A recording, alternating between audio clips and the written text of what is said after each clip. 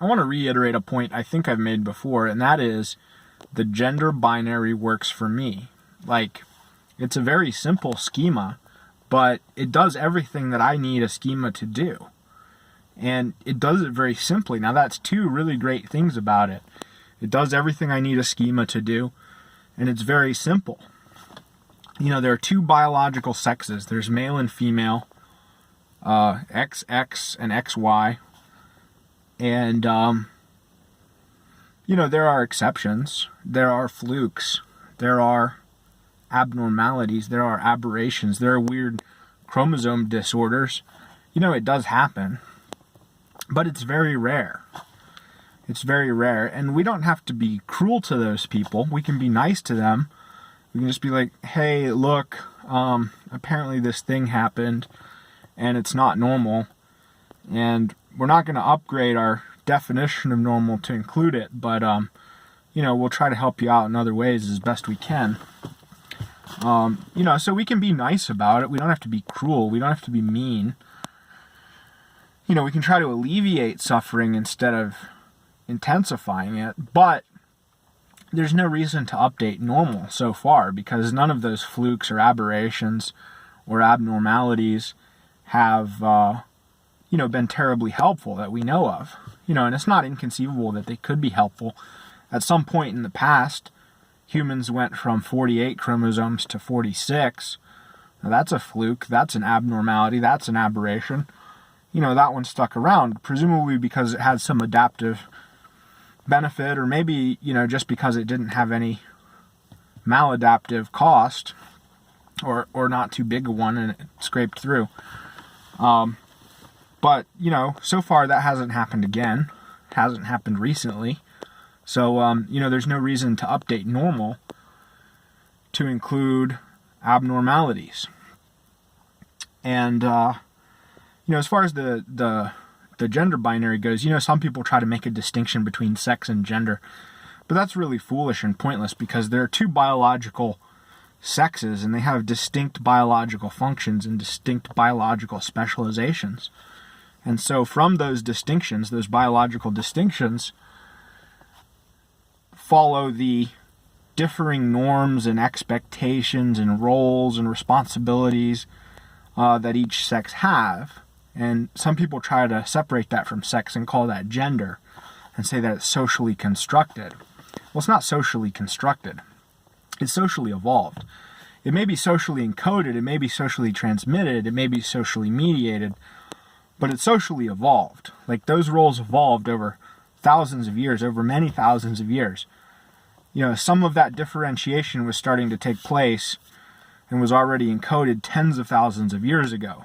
One theory for why modern humans, so-called modern humans, outcompeted Neanderthals was that modern humans had more distinct and specialized sex-specific roles, between hunting and gathering, or hunting small game and hunting large game.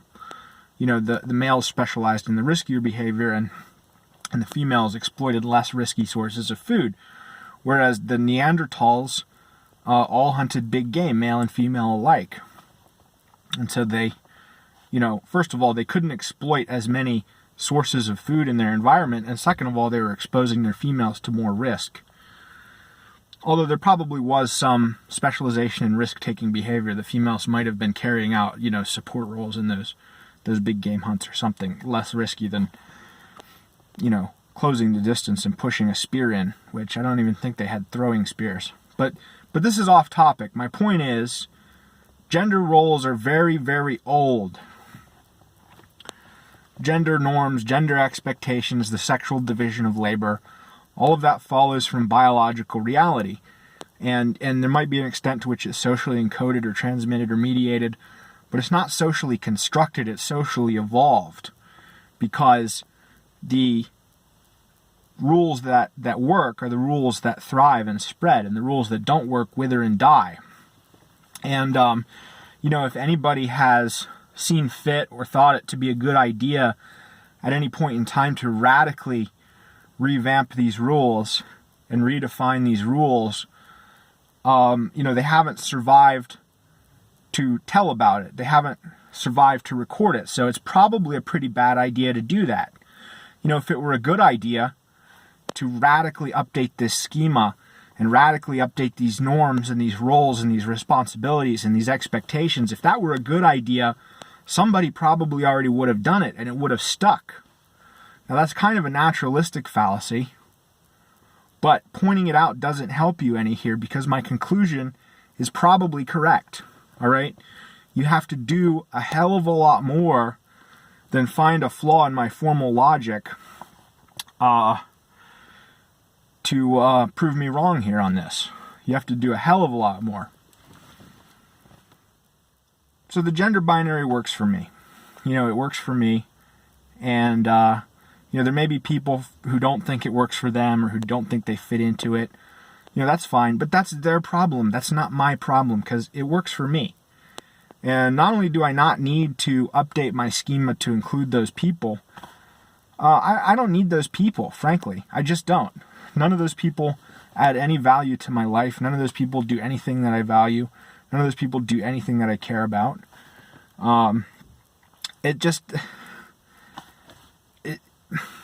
The gender binary does everything I need it to do.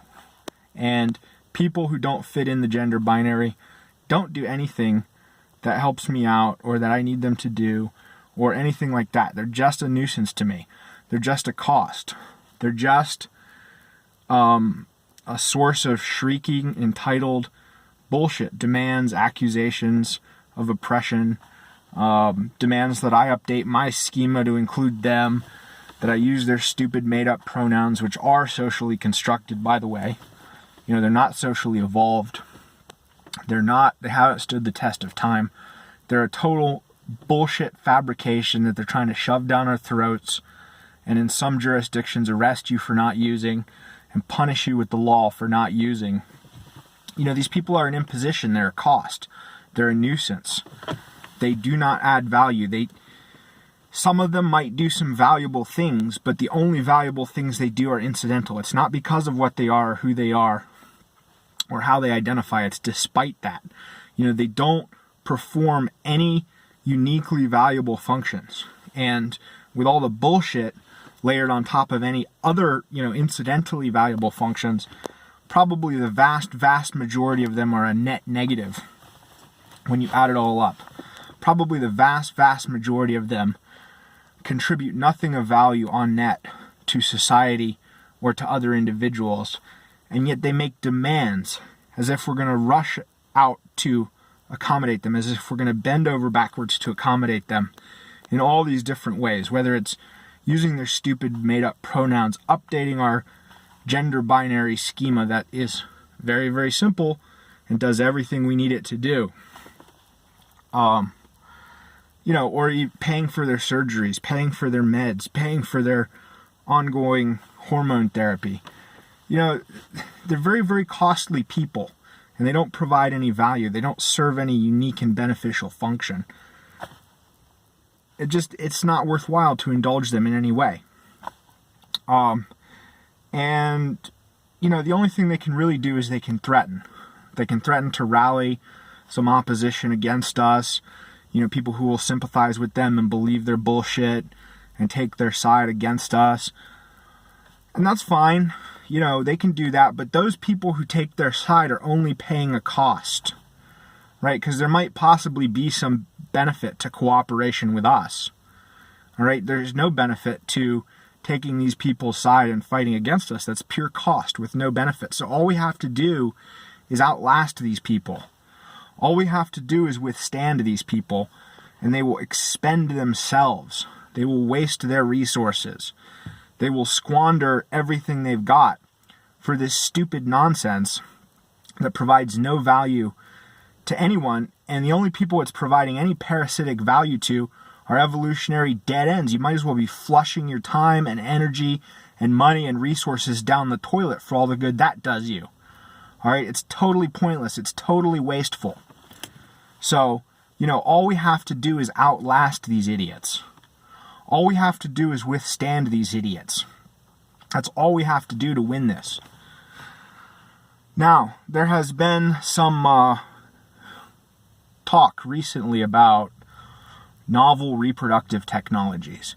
Apparently they're working on a way to make sperm cells and egg cells from any individual, male or female, and combine them in the lab and create embryos and stuff. And so this promises to make some of these novel and ridiculous arrangements, less maladaptive. Whereas before they were totally infertile and totally without the possibility of propagating themselves, even the possibility. Now there may be that possibility. So, things like gay marriage, lesbian marriage, this transgender stuff, maybe it's not going to be as maladaptive as before. Now, it's not going to be positively adaptive. And here's why. Because if lesbian marriage was better than real marriage, then evolution would already have made men more like women. And if gay marriage was better than real marriage, evolution would already have made women more like men. And, the same for any possible permutation and combination. Now, again, naturalistic fallacy. But again, I'm not wrong. All right? You're going to have to do more than say naturalistic fallacy to prove me wrong on this. So, you've got these weird technologies, but here's the thing. Technologies, in addition to the fact that, as far as we know, the classical arrangement and the classical roles are optimal, or as optimal as things can be, as far as we know, and so any other arrangement, even with medical assistance, is not going to be optimal. It's going to be less optimal, most likely, especially, the more radically it departs from that. Then, in addition to that, medical technology is expensive. Medical technology is not cheap. It never is. And so, if you can only reproduce with the assistance of medical technology, which is expensive, costs many, many thousands of dollars, then,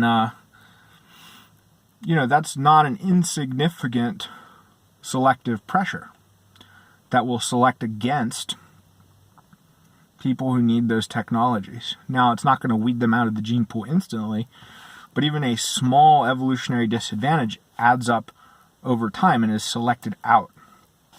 So I don't think this might make these things a little bit less maladaptive, but it's not going to make them positively adaptive. All right, because they're going to have to use costly medical technology to reproduce, because the arrangements aren't more optimal anyway. And who knows, the social consequences. All the social consequences of single motherhood, the juvenile delinquency and the mental issues and the disciplinary issues and everything else.